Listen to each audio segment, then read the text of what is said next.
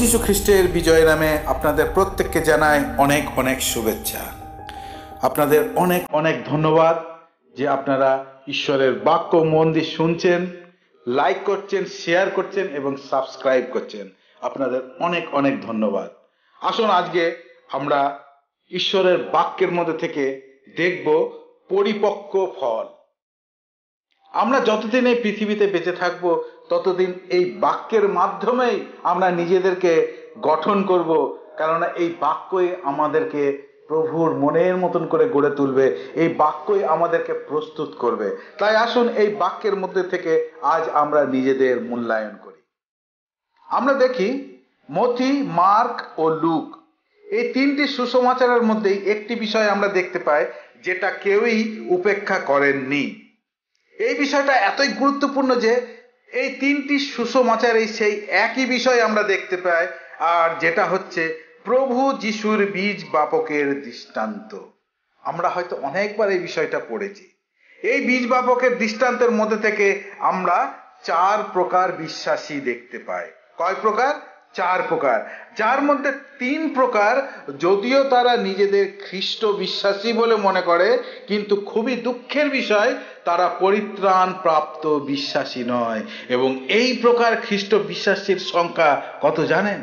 প্রচুর, অনেক অনেক। কত দুঃখজনক বিষয়, পরিত্রাণ কর্তাকে জানার পরেও তারা পরিত্রাণ থেকে দূরে। ঈশ্বরের বাক্য বলে, কারণ বিশ্বাসের মাধ্যমে অনুগ্রহের দ্বারাই তোমরা পরিত্রাণ লাভ করেছ। কারণ বিশ্বাসের মাধ্যমে অনুগ্রহের দ্বারাই তোমরা পরিত্রাণ লাভ করেছ, তা তোমাদের থেকে হয়নি, কিন্তু ঈশ্বরেরই দান। আর এই বিশ্বাসের উপর শয়তান আক্রমণ করে মারাত্মকভাবে। এই বাক্যের প্রতি শয়তানের এত রাগ বা বিতৃষ্ণা কেন? শয়তান এই বিশ্বাসের উপরে কেন আক্রমণ করে? এই সকল প্রশ্ন হয়তো আপনার মনের মধ্যে আসতে পারে। প্রথমত, দিয়াবল বা শয়তান কেন বাক্য হরণ করে? লুক লিখিত সুসমাচার তার 8 অধ্যায় 12 পদ, সেখানে লেখা আছে, পথের উপর পতিত বীজ হলো কিছু লোক যারা বাক্য শোনে, আর পরে দিয়াবল এসে তাদের অন্তর থেকে বাক্য হরণ করে, যেন তারা বিশ্বাস করতে না পারে ও পরিত্রাণ না পায়। যেন তারা বিশ্বাস করতে না পারে ও পরিত্রাণ না পায়। শয়তান কখনোই চায় না যে একজন মানুষ বিশ্বাসের মাধ্যমে পরিত্রাণ লাভ করুক। হ্যাঁ, শয়তান কখনোই চায় না যে একজনাও যেন বিশ্বাসের মাধ্যমে পরিত্রাণ লাভ করে। কারণ ঈশ্বরের বাক্য বলে, অতএব বিশ্বাস শ্রবণ হইতে এবং শ্রবণ খ্রিস্টের বাক্য দ্বারা হয়। অতএব বিশ্বাস কোথা হইতে? শ্রবণ হইতে, এবং শ্রবণ কোথা হইতে? খ্রিস্টের বাক্য দ্বারা হয়, যা লেখা রয়েছে রোমীয় পুস্তক তার 10 অধ্যায় 17 পদ। সুতরাং এখন আমরা পরিষ্কার বুঝতে পারছি যে কেন বাক্যের প্রতি শয়তানের এত রাগ বা বিতৃষ্ণা। তাই সে বাক্য হরণ বা চুরি করে, তাই না? আজ এমন অসংখ্য মানুষ আছেন যারা নিজেদের খ্রিস্ট বিশ্বাসী বলে পরিচয় দেয়, এবং আবার অনেক আছেন যারা জন্মসূত্রেই নিজেদের খ্রিস্টান বলে মনে করে ও পরিচয় দেয়, অথচ বাক্য কি তা তারা জানেই না। বাক্যের সাথে তাদের কোনো সম্পর্ক নেই। হ্যাঁ, বছরে 3টি উপাসনায় তারা যোগদান দিতে ভুল করে না, আর কিছু ধার্মিক রীতিনীতি পালনে যোগদান করতে তাদের দেখা যায়। এই যেমন ধরুন, কোনো আত্মীয় পরিজন বা নিজের বাড়িতে কেউ পরলোক গমন করলে 40 দিনের একটি প্রার্থনা সভা, যা আজকাল খুব জাঁকজমকপূর্ণভাবে বিয়ে বাড়ির ভোজের ন্যায় অনুষ্ঠান করে পালন করা হয়, সেই সব কাজগুলিতে এদের প্রচুরভাবে দেখা যায়। এই সকল কার্যগুলিতে তাদের দেখতে পাওয়া যায়। এবং এছাড়াও ওই যে বছরে 3টে দিন, বড়দিন, গুড ফ্রাইডে এবং ইস্টার, এই দিনগুলিতে বিভিন্ন রকম জাঁকজমকপূর্ণ অনুষ্ঠান নিয়ে তাদের মত্ত অবস্থায় দেখতে পাওয়া যায়। কিন্তু দুঃখের বিষয়, বাক্যের সাথে তাদের কোনো সম্পর্ক ও সহভাগিতা নেই। পরিত্রাণ কি এই প্রকার বিশ্বাসীরা জানেই না ও উপলব্ধি করতে পারে না। আর এই অবস্থায় একদিন তারা এই পৃথিবী ছেড়ে চলে যায় এবং তাদের কবরের উপরে লেখা থাকে RIP, রেস্ট ইন পিস। দ্বিতীয়ত, অল্পকাল বা ক্ষণিক সময়ের জন্য বিশ্বাসী। দ্বিতীয়ত কি, অল্পকাল বা ক্ষণিক সময়ের জন্য বিশ্বাসী। এই প্রকার বিশ্বাসী সংখ্যাও প্রচুর, যারা বাক্য শোনে ও গ্রহণ করে কিন্তু সেই বাক্যের সাথে সহভাগিতা তারা রাখতে পারে না, বাক্যের সাথে কোনো গভীর সম্পর্ক গড়ে তুলতে তারা পারে না। হ্যাঁ, প্রথম খুব উৎসাহের সাথে এগিয়ে যায়, কিন্তু খুব তাড়াতাড়ি আবার জগতের মধ্যে তারা হারিয়ে যায়। যখনই কোনো বাধা বিপত্তি ও পরীক্ষার মধ্যে পড়ে তখনই তারা পিছিয়ে পড়ে, তারা শিথিল হয়ে যায়। আর যেই বাক্যের সাথে সম্পর্ক ও সহভাগিতা ছিন্ন হয়ে যায় তখনই তারা আবার সেই জগতের মধ্যে পূর্বের ন্যায় হারিয়ে যায়। সেই জন্য এই প্রকার বিশ্বাসীদের বলা হয় অল্প বা ক্ষণিক সময়ের বিশ্বাসী। এই প্রকার নামমাত্র খ্রিস্টান যারা জগৎ ও খ্রিস্টকে নিয়ে চলতে চায়। হ্যাঁ, এই প্রকার নামমাত্র খ্রিস্টান যারা, তারা জগৎ এবং খ্রিস্ট এই দুটোকে নিয়ে একসাথে চলতে চায়। জগতের মানসিক সকল কার্যের গুণ তাদের মধ্যে দেখতে পাওয়া যায়, কিন্তু খ্রিস্টের শিক্ষার কোনো প্রকার ছায়া তাদের মধ্যে লক্ষ্য করাই যায় না। অথচ তারা নিজেদের খ্রিস্টান বলে পরিচয় দেয়, কিন্তু দুঃখের বিষয় খ্রিস্ট তাদের মধ্যে নেই। খ্রিস্টবিহীন খ্রিস্টান, কত দুঃখের বিষয়, কত ভয়ানক বিষয়। মনে রাখবেন, দিয়াবলের একটাই কাজ, বিশ্বাসী যেন বাক্যের সাথে গভীর সম্পর্ক গড়ে তুলতে না পারে। হ্যাঁ, বিশ্বাসী যেন বাক্যের সাথে গভীর সম্পর্ক গড়ে তুলতে না পারে, তাই সে বিশ্বাসীকে জগতের মধ্যে বিজি করে রাখে। তৃতীয়ত, আর এক প্রকার বিশ্বাসী দেখতে পাওয়া যায়, যারা উপরোক্ত দুই প্রকার থেকে একটু উন্নত, অর্থাৎ ফল পর্যন্ত পৌঁছায় কিন্তু ভালো ফল বা পক্ক ফল উৎপন্ন করতে পারে না। কারণ কি? কারণ হলো কাঁটা বন, ঝোপঝাড়। কি এই কাঁটা বন বা ঝোপঝাড়, যার জন্য পরিপক্ক ফল উৎপন্ন হয় না? ফল যদি ভালো হয়, সুন্দর হয়, পরিপক্ক হয়, তবেই তা গ্রহণযোগ্য হয়, কিন্তু এই কাঁটা বন তা হতে দেয় না। জীবনের চিন্তা ভাবনা, ধন সম্পত্তি ও সুখ ভোগ বিলাসিতা জীবন, এটাই হলো কাঁটা বন বা ঝোপঝাড়। হ্যাঁ, জীবনের নানান ধরনের চিন্তা ভাবনা, ধন সম্পত্তি, সুখ ভোগ বিলাসিতার জীবন, এটাই হলো কাঁটা বন বা ঝোপঝাড়। এই কাঁটা বনের মধ্যে আজ অসংখ্য বিশ্বাসীর জীবন চাপা পড়ে নষ্ট হয়ে যাচ্ছে, পরিপক্ক ফল তারা উৎপন্ন করতে পারছে না। এই কাঁটা বন ঝোপঝাড় তাদের জীবনে বাক্যের সাথে সহভাগিতা ও সম্পর্ককে ছিন্ন করে দেয়। প্রভু যীশু বলেছেন, কেউই দুই মনিবের সেবা করতে পারে না, কেউই দুজন মনিবের সেবা করতে পারে না। সে হয় একজনকে ঘৃণা করে অপরজনকে ভালোবাসবে, নয়তো সে একজনের অনুগত হয়ে অপরজনকে অবজ্ঞা করবে। তোমরা ঈশ্বর ও অর্থ এই দুইয়ের সেবা করতে পারো না। যা লেখা রয়েছে মথি লিখিত সুসমাচার তার 6 অধ্যায় 24 পদ। শয়তান এই বিষয়টি খুব ভালোভাবে বুঝেছে এবং সে কাঁটা বন ঝোপঝাড় বানিয়ে সাজিয়ে রেখেছে, আর আমরা তা বুঝেও গুরুত্ব দিই না, যার ফলে শীঘ্রই ওই কাঁটা বনের মধ্যে চাপা পড়ে যায় এবং পরিপক্ক ফল আমরা উৎপন্ন করতে পারি না। কত দুঃখের বিষয়। ইব্রিয় পত্রের লেখক কি বলছেন দেখুন। ইব্রিয় পত্রের লেখক, যা লেখা রয়েছে ইব্রিয় 2 অধ্যায় 1 এবং 3 পদ। এই জন্য যা সত্য বাক্য আমরা শুনেছি তাতে বেশি আগ্রহের সাথে মনোযোগ করা আমাদের উচিত, যেন আমরা কোনোভাবে বিচ্যুত না হই। তবে এমন মহৎ এই পরিত্রাণ অবহেলা করলে আমরা কিভাবে রক্ষা পাব? তবে এমন এই মহৎ পরিত্রাণ অবহেলা করলে আমরা কিভাবে রক্ষা পাব? যখনই কাঁটা বনের মধ্যে চাপা পড়ছে তখনই তারা বাক্যের প্রতি আগ্রহের সঙ্গে মনোযোগ করতে পারছে না। ফলে কি হচ্ছে? ফলে বিচ্যুত হয়ে জগতের মধ্যে ভেসে যাচ্ছে এবং শয়তান যে সুন্দর কাঁটা বনের জাল বিছিয়ে রেখেছে তার প্রতি আকর্ষিত হয়ে তার মধ্যে ডুবে যাচ্ছে। দুঃখের বিষয়, শুধুমাত্র বিশ্বাসী নয়, বড় বড় সেবকও এই কাঁটা বনের মধ্যে চাপা পড়ে আছে, আবার সেবা কাজও করছে। ফলে সেই সকল মণ্ডলীর অবস্থা কত ভয়ানক একবার চিন্তা করে দেখুন। ঈশ্বরের বাক্যের সাথে আমাদের সম্পর্ক কেমন? ঈশ্বরের বাক্যের সাথে আমাদের সম্পর্ক কেমন? আমরা কতটা মনোযোগ করতে পেরেছি সেই বাক্যে? উক্ত 3 প্রকার বিশ্বাসের ন্যায় আমার খ্রিস্টীয় জীবন নয় তো? যে 3 প্রকার বিশ্বাসীর জীবন আমরা দেখলাম, সেই রকম জীবন তো আমার নয়। ঈশ্বরের বাক্য কি আমার মধ্যে থেকে পরিপক্ক ফল উৎপন্ন করতে পারছে? আমি কি ঈশ্বরের বাক্যের জন্য ক্ষুধার্ত? আপনি কি জানেন ঈশ্বরের শক্তি তার বাক্য? হ্যাঁ, ঈশ্বরের শক্তি হচ্ছে তার বাক্য। এই বাক্যের দ্বারা তিনি এই বিশ্ব ব্রহ্মাণ্ড সৃষ্টি করেছেন। তার এই বাক্যকে জানা মানে তার শক্তিকে জানা এবং তাকে অনুভব করা। হ্যাঁ, তার এই বাক্যকে জানা মানে তার সেই অসীম শক্তিকে জানা এবং অনুভব করা। বাক্যের মহত্ব বা গুরুত্ব সেই ধনবান ব্যক্তি নরক থেকে বুঝতে পেরেছিলেন। সে বুঝতে পেরেছিল তার 5 ভাই আছে, তারাও এই যাতনা স্থানে আসবে, কেননা তাদের জীবনেও, হ্যাঁ, সেই ভাইদের জীবনেও বাক্যের কোনো গুরুত্ব ছিল না, যা প্রকাশ পায় লূক লিখিত সুসমাচার 16 অধ্যায় 30 পদে। আজ আমাদের কাছে মসির ও ভাববাদীগণের বাক্য ছাড়াও প্রভু যিশুর বাক্য আছে। আর শুধু তাই নয়, মৃতগণের মধ্যে থেকেও পুনরুত্থিত যিশু খ্রিস্টের স্বর্গরাজ্যের বিষয়ে শিক্ষা আমাদের কাছে আছে, যা তিনি মৃত্যুর পরে পুনরুত্থিত হয়ে 40 দিন যাবৎ এই পৃথিবীতে থাকার সময় দিয়েছিলেন। সেই বাক্যের গুরুত্ব আজ আমার জীবনে কতখানি, সেই বাক্যের গুরুত্ব আজ আপনার জীবনে কতখানি। গীতরচক রাজা দাউদ কি বলছেন দেখুন।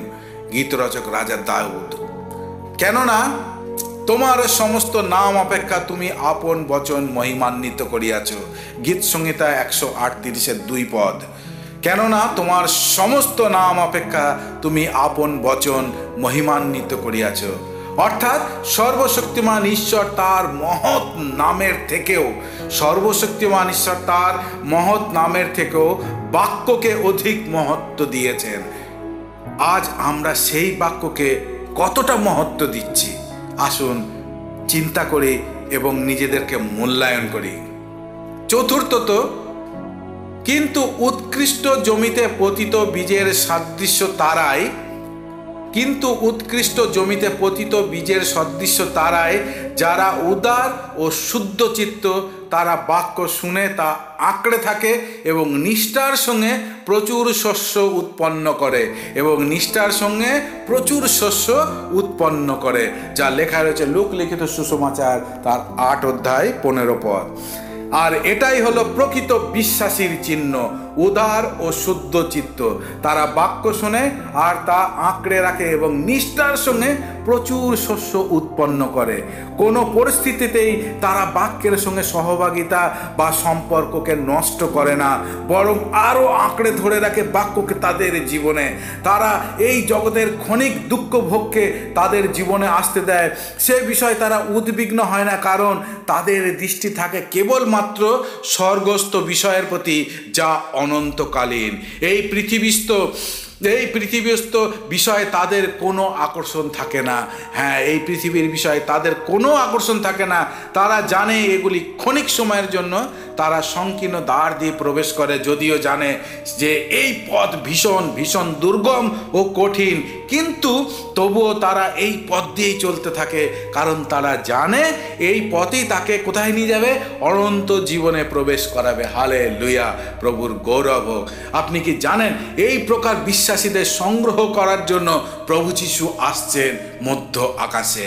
হ্যাঁ, এই প্রকার বিশ্বাসীরা এক পলকেই রূপান্তর হয়ে মধ্য আকাশে প্রভুর সঙ্গে মিলিত হবে এবং তার সঙ্গেই চিরকাল বাস করবে, যে বিষয়ে সাধু পৌল তার পত্রের মাধ্যমে খুব সুন্দরভাবে জানিয়েছেন। কারণ প্রভু নিজে আনন্দধ্বনি সহ, প্রধান দূতের রব সহ এবং ঈশ্বরের তুরিবাদ্য সহ স্বর্গ থেকে নেমে আসবেন। আর যারা খ্রিস্টে মরেছেন তারা প্রথমে উঠবে, পরে আমরা যারা জীবিত আছি, যারা অবশিষ্ট থাকব, আমরা আকাশে প্রভুর সঙ্গে দেখা করবার জন্য একসঙ্গে তাদের সঙ্গে মেঘ যোগে নিত হইব, আর এভাবে সব দিন প্রভুর সঙ্গে থাকবো। হালেলুয়া, প্রভুর গৌরব হোক। আমি পড়লাম 1 থিসলনিকীয় তার 4 অধ্যায় 16 এবং 17 পদ। যে কোনো মুহূর্তে এই মহা আকাশে এই আশ্চর্য ঘটনা ঘটতে চলেছে এই পৃথিবীর ইতিহাসে। আপনি কি তার জন্য প্রস্তুত? আমরা দেখি যে 60 থেকে 62 খ্রিস্টাব্দ পর্যন্ত 2 বছর বন্দিরত অবস্থায় সাধু পৌল কিছু পত্র লিখেছিলেন। ওই সময় তিনি রোমীয় সরকার দ্বারা গৃহবন্দী ছিলেন। ঠিক জেলের মতো বন্দি নয়, জেলখানা থেকে একটু আলাদা এই গৃহবন্দী। এটা ছোট্ট একটা ভাড়া বাড়ি, যা সবসময় রোমীয় সেনাদের নজরদারির মধ্যে থাকতো। এই গৃহবন্দী থাকাকালীন পৌল কিছুটা সুবিধাও পেয়েছিলেন। তিনি লোকদের সাথে দেখা করতে পারতেন। সে সময় বিভিন্ন জায়গা থেকে, যেমন ম্যাসিডোনিয়া, গ্রিস, এশিয়া মাইনর এবং গালাতীয় থেকে তার অনেক শিষ্যরা প্রতিদিন তার সঙ্গে কেউ না কেউ দেখা করতে আসতেন। এই 2 বছর বন্দি থাকা অবস্থায় তিনি 4টে চিঠি লিখেছিলেন। কটা? 4টে চিঠি লিখেছিলেন। 3টে চিঠি তিনি ইফিসীয়, ফিলিপিও ও কলিসীয় মণ্ডলীকে লিখেছিলেন এবং 4র্থ চিঠি তিনি ফিলিমন নামক এক ব্যক্তিকে লিখেছিলেন। আর এই পত্রগুলিকে আমরা কি বলি? আমরা বলি বন্দি অবস্থায় লেখা পত্র বা দ্য প্রিজন অফ এপিস্টেলস বলে থাকি আমরা। যাই হোক, কলসীয় মণ্ডলীর প্রতি তিনি 1ম অধ্যায়ের 6 পদে কি লিখেছেন দেখুন। যা লেখা রয়েছে কলসীয় 1 অধ্যায় 6 পদ। সেই সুসমাচার সমস্ত জগতে প্রচারিত হচ্ছে, আর তা ফলদায়ী হচ্ছে ও বৃদ্ধি লাভ করছে। কত সুন্দর না? সেই সুসমাচার সমস্ত জগতে প্রচারিত হচ্ছে, আর তা ফলদায়ী হচ্ছে ও বৃদ্ধি লাভ করছে। তোমরা যখন সুসমাচার শুনে ঈশ্বরের অনুগ্রহের কথা জেনেছিলে, তখন থেকে তোমাদের মধ্যেও তা সেই একইভাবে কাজ করছে। আমরা দেখি যে পৌল পিতা ঈশ্বরের ধন্যবাদ ও আনন্দ সহকারে মণ্ডলীকে উক্ত কথা লিখেছিলেন, কারণ যে সুসমাচারের বীজ মণ্ডলীতে বপন করা হয়েছিল তা ফলবান হচ্ছিল এবং দিন দিন বৃদ্ধি পাচ্ছিল খ্রিস্টের বিশ্বস্ত পরিচারক ইপাফ্রার পরিচালনায়। 1ম শতাব্দীর মণ্ডলীর মধ্যে ফল ও বৃদ্ধি যেভাবে লক্ষ্য করা যায়, তা আজ প্রায় বিলীন হয়ে যাচ্ছে। কত দুঃখের বিষয়! দুঃখের বিষয় এই যে তা আজ সম্পূর্ণ উল্টো হয়ে গেছে। তার প্রধান কারণ আমাদের বেশিরভাগ মণ্ডলীগুলিতে বিশ্বস্ত পরিচারকের অভাব। আজ থেকে কয়েক বছর আগে মণ্ডলী যে অবস্থায় ছিল, আজও সেই একই অবস্থায় আছে, কিংবা তা আরও দিন প্রতিদিন কমে যাচ্ছে, হ্রাস পাচ্ছে বা আরও ধীরে ধীরে কমতে থাকছে। মণ্ডলীতে কোনো ফল নেই, বৃদ্ধি তো দূরের কথা। আস্তে আস্তে প্রচুর মণ্ডলী বিলীন হয়ে যাচ্ছে। যদিও কিছু বিশ্বস্ত গৃহস্থ মণ্ডলী, স্বাধীন মণ্ডলী এবং কিছু মণ্ডলী ও প্রচারক ও ভক্ত দাস দাসীর মাধ্যমে ঈশ্বরের রাজ্যের কাজ বৃদ্ধি পাচ্ছে। পিতা ঈশ্বর তাদের প্রচুর প্রচুর আশীর্বাদ করুন, উন্নত করুন এবং তাদেরকে ব্যবহার করুন। সেই তুলনায় আজ কিছু বড় বড় চার্চ বা মণ্ডলীগুলিতে কোনো ফল বা বৃদ্ধি নেই বললেই চলে। প্রাণহীন দেহের ন্যায় অবস্থা এই সমস্ত মণ্ডলীগুলির। ঈশ্বরের অনুগ্রহ সত্যরূপে জ্ঞাত হবার পরেও তা প্রকাশ পাচ্ছে না, বরং কি হচ্ছে? চাপা পড়ে আছে। হ্যাঁ, তবে আছে বিভিন্ন রকম দলগত সমস্যা, মতবিরোধ, দলাদলে বিভিন্ন পদ লাভের জন্য এবং প্রেমের অভাব, বাইবেলের সঠিক শিক্ষার অভাব, আত্মিক জ্ঞান ও বুদ্ধির অভাব। যার ফলস্বরূপ কি হচ্ছে?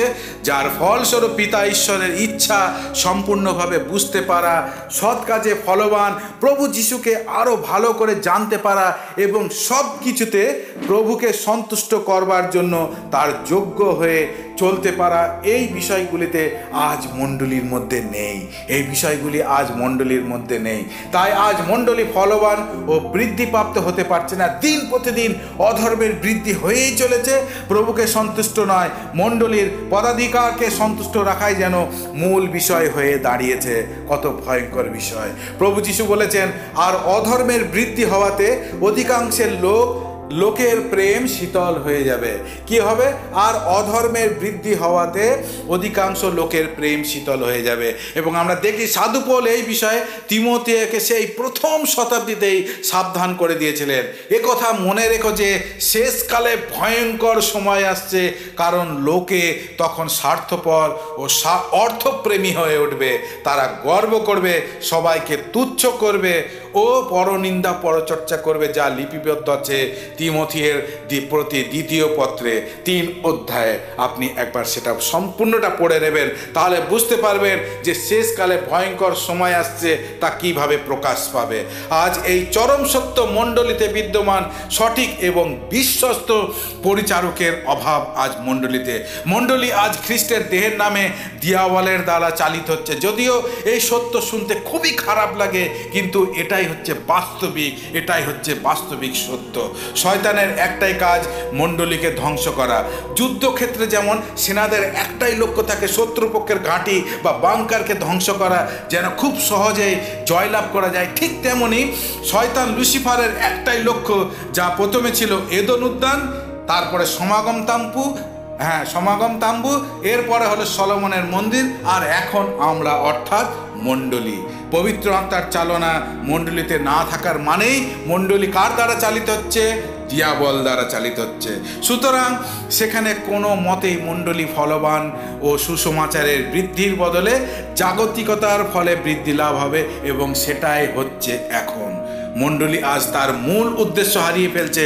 অতএব তোমরা গিয়া সমুদায় জাতিকে শিষ্য করো, পিতার ও পুত্রের ও পবিত্র আত্মার নামে তাহাদিগকে বাপ্তাইজ করো।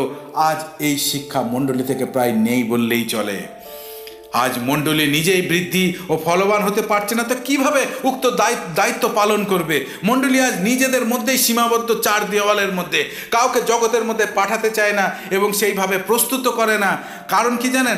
যেন সে অন্যের কাছে সুসমাচার প্রচার করতে পারে, এই জন্য কাউকে প্রস্তুত করে না। কারণটা হচ্ছে এই জন্য, তারা চলে গিয়ে আবার অন্য জায়গায় প্রচার করবে, সেখানে মণ্ডলী বানাবে, তাহলে তো আমার মণ্ডলী ছোট হয়ে যাবে, আমার এখানে কেউ আসবে না।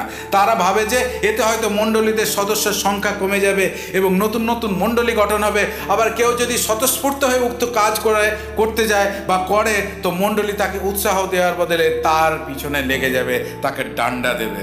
শয়তান কখনোই চাইবে না মণ্ডলী সজাগ হয়ে উক্ত দায়িত্ব পালন করুক, মণ্ডলী বৃদ্ধি পেয়ে ফলবান হোক এবং সমুদয় জগতে পরিত্রাণের সুসমাচার ব্যাপ্ত হোক।